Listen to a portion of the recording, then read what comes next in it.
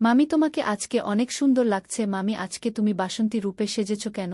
মামি বলল, অনেক দিন ধরে সাজগোজ করি নাই, মনটা অনেক ভারী হয়ে আছে, তাই আজকে মন চাইল একটু সাজগোজ করতে। আজকে বাসায় কেউ নেই, আমার মন চাইছে আজকে তোমাকে নিয়ে সিনেমা দেখতে যাব। আমি বললাম, সত্যি মামি তুমি আমাকে নিয়ে সিনেমা দেখতে যাবে? মামি বলল, ভাগিনা একা একা বাসায় থাকতে আমার খুব ভয় লাগে। আজকে রাতটা তুমি আমাদের এখানে থেকে যাও না।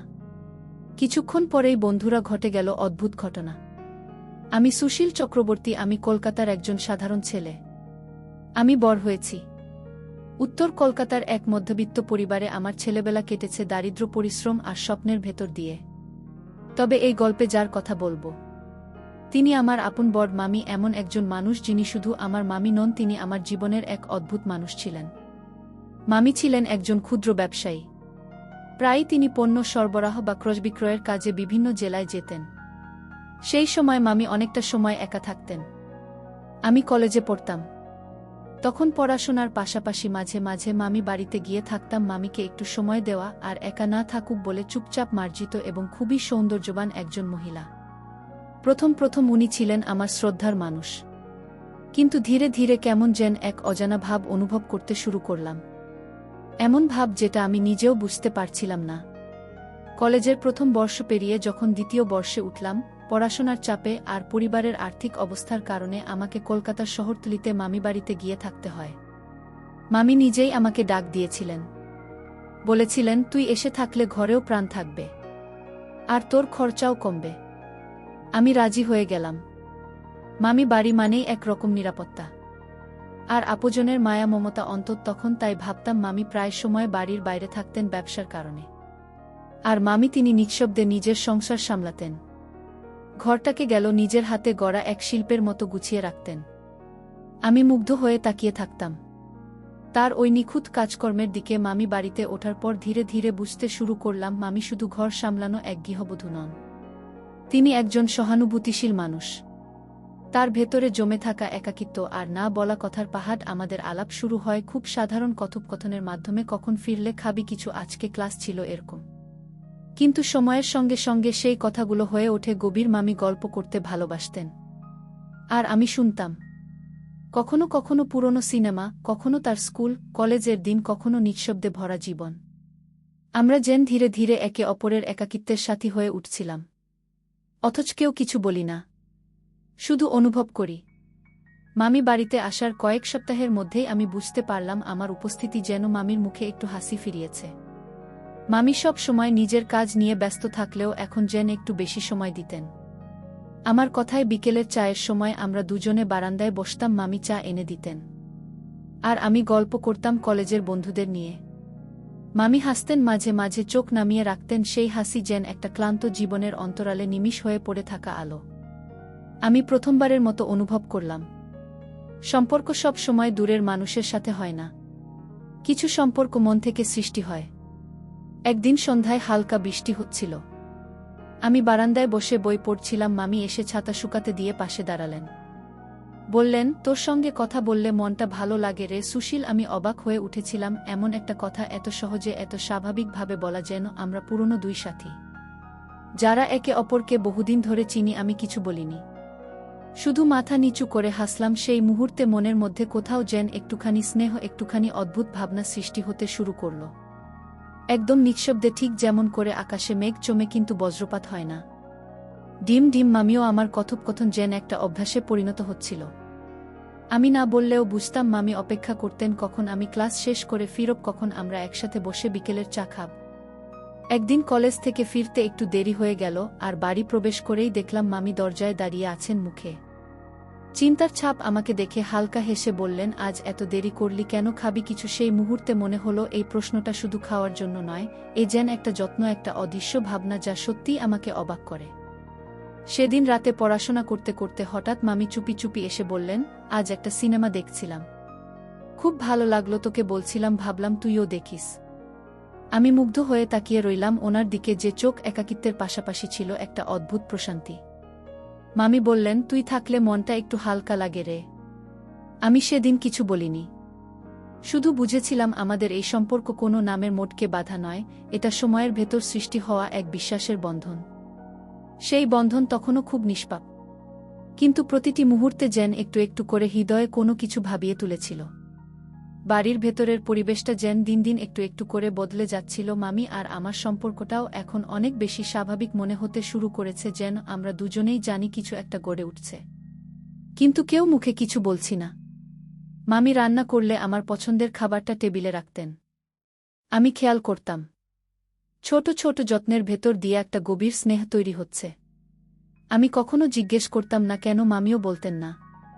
কিন্তু প্রতিদিন দুপুরে মামি নিজের খাবারের প্লেটটা আমার পাশে নিয়ে এসে বসতেন। আমরা একসাথে খেতাম, একসাথে গল্প করতাম। একদিন সন্ধ্যায় বৃষ্টির পর হালকা ঠান্ডা পড়েছিল। আমি বারান্দায় দাঁড়িয়েছিলাম। হঠাৎ মামি একটা চাদর নিয়ে এসে আমাকে পরিয়ে দিলেন।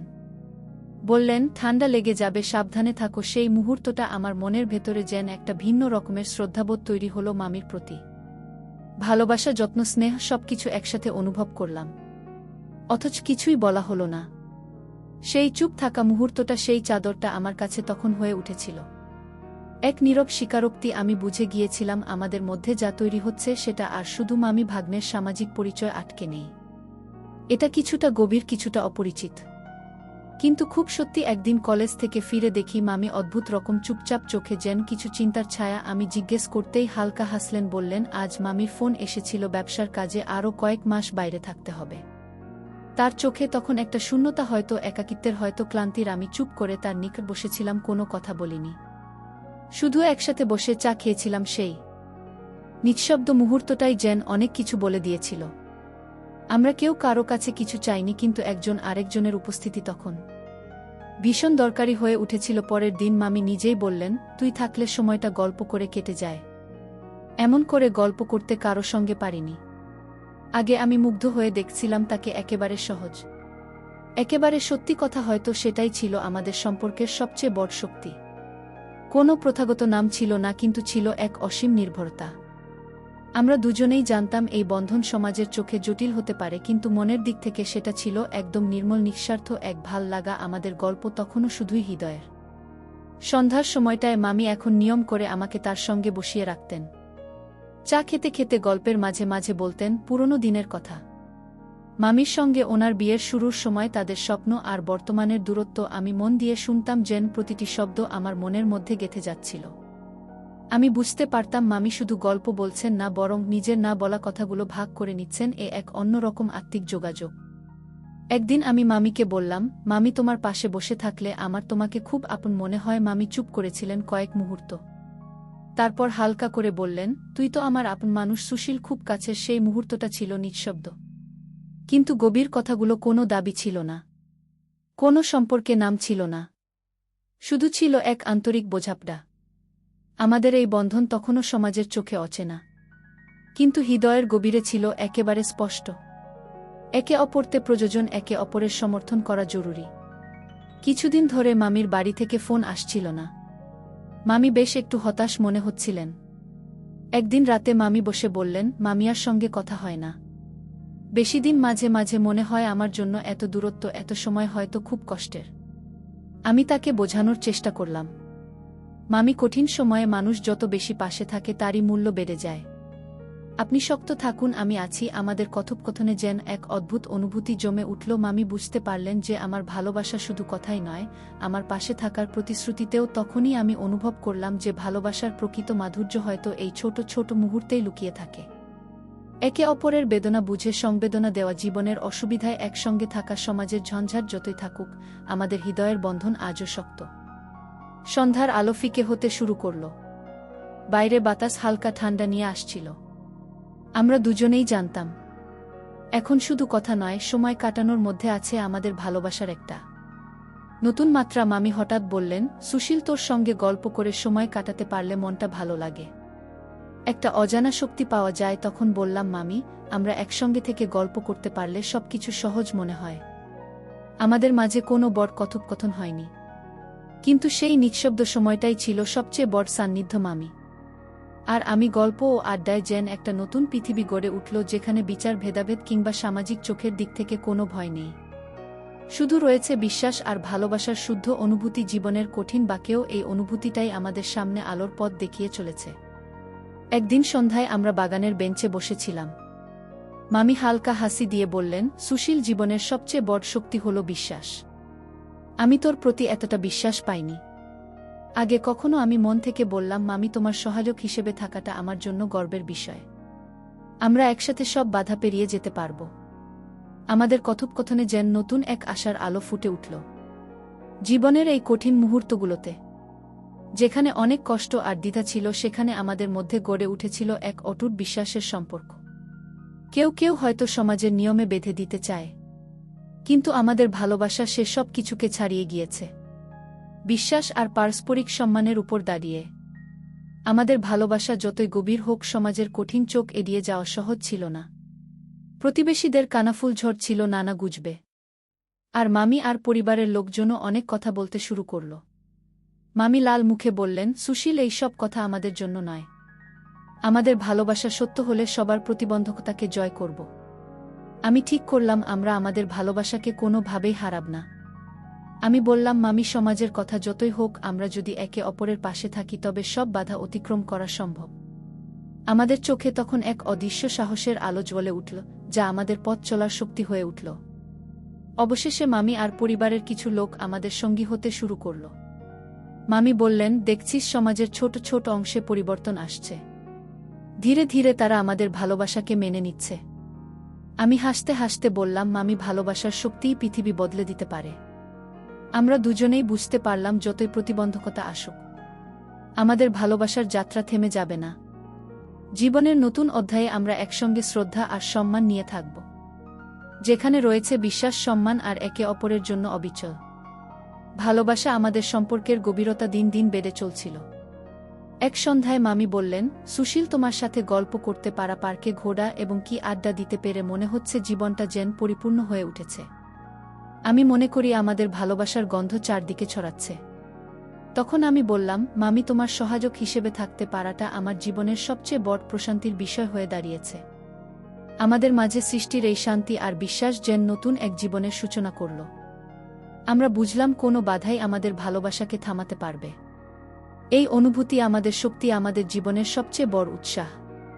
আমাদের সম্পর্ক যতই মজবুত হচ্ছিল, ততই বাড়ির অন্য সদস্যদের মাঝে সন্দেহ ও বিতর্কের সৃষ্টি হচ্ছিল।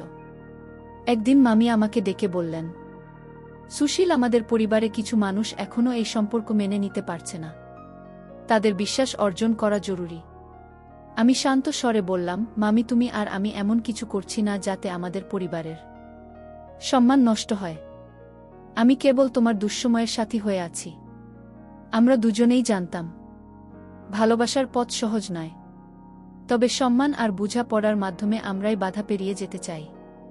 মামি বললেন, যখন পরিবার বুঝবে আমাদের ভালোবাসার সঠিক মর্ম, তখনই তারা আমাদের পরিপূর্ণ সাপোর্ট দিবে। এই কথাগুলো আমাদের হৃদয়ে আশার সঞ্চার করল। এক সময় বাড়ির কিছু সদস্য ধীরে ধীরে আমাদের ভালোবাসাকে বুঝতে শুরু করল।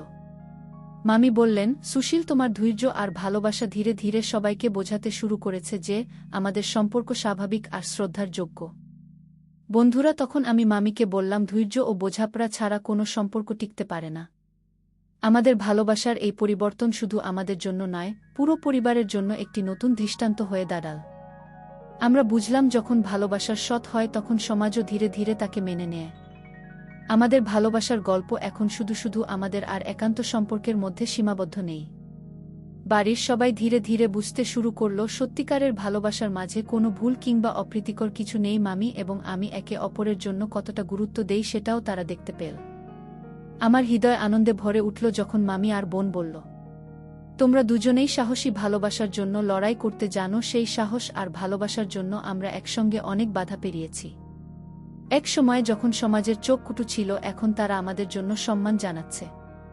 আমাদের ছোট্ট এই পরিবারে শান্তি ফিরে এসেছে, আর সেই শান্তির মাঝে আমরা আরও দুই পেতে গেছি একে অপরের সাথে। মামি বললেন, সুশীল, এই নতুন অধ্যায় আমাদের জীবনের সবচেয়ে সুন্দর অধ্যায় হবে। আমাদের সম্পর্ক শুধু ভালোবাসা নয়, পারস্পরিক বিশ্বাস আর সম্মানের প্রতীক হয়ে উঠেছে। যে সময়গুলো আমরা একসঙ্গে গল্প আড্ডা দিয়ে কাটিয়েছি, সেগুলো আমাদের জীবনকে প্রাণবন্ত করে তুলেছে। আমি অনুভব করি, ভালোবাসা যদি সত্যি হয়, তাহলে সেটি সমাজের বাধা বা সময়ের সঙ্গেও লড়াই করে জয়ী হতে পারে। পরিবারের সবাই আজ আমাদের সাপোর্টে আছে। আর আমরা নিজেদের ভবিষ্যতের জন্য আরও বড় স্বপ্ন দেখতে শুরু করেছি। এই ভালোবাসার বন্ধন আমাদের একসঙ্গে পথ চলা সাহস দিয়েছে। আর আমরা জানি এখন থেকে আমাদের জীবন হবে আনন্দ, সম্মান আর একে অপরের অবিচ্ছিন্ন সঙ্গী হয়ে থাকা। এই ভালোবাসার গল্প আমাদের জীবনের সবচেয়ে বড় উপহার, যা সমাজকে দেখিয়েছে ভালোবাসার শক্তি কতটা বিশাল। আর আমরা এই গল্পকে নিয়ে এগিয়ে যাব, নতুন আশায়, নতুন স্বপ্নে, প্রত্যাশা। বছরের পর বছর ধরে আমরা লড়াই করে সমাজের চোখে নিজেদের অবস্থান করে নিয়েছি মামি আর আমি, একসঙ্গে সামাজিক মর্যাদা নিয়ে চলার সিদ্ধান্ত নিয়েছি।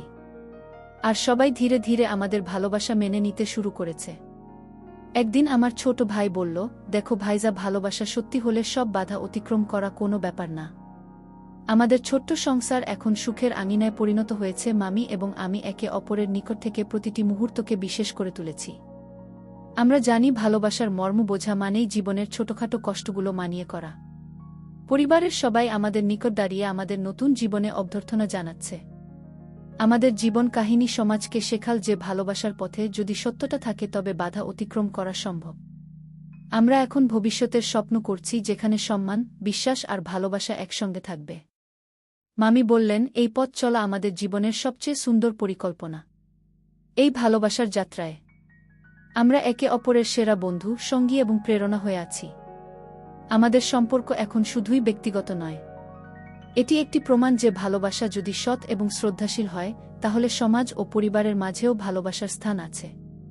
যাই হোক বন্ধুরা, আমরা এগিয়ে যাচ্ছি নতুন স্বপ্ন আর নতুন জীবনের দিকে। অবশেষে মামি এবং আমি জীবনের কঠোর সময় পেরিয়ে সমাজের চ্যালেঞ্জ মোকাবেলা করে আজ আমরা ভালোই আছি। আমাদের সম্পর্ক শুধু আমাদেরই নয়, পুরো পরিবারের জন্য আশার আলো হয়ে উঠেছে। বন্ধুরা, ইউটিউবের গল্পগুলো শুনে মজা না পেলে আমার ওয়েবসাইটে দেওয়া গল্পগুলো শুনতে পারো। সেখানে প্রতিদিন খোলামেলা গল্প আপলোড করা হয়। কমেন্টে ওয়েবসাইটে লিংক দেওয়া আছে।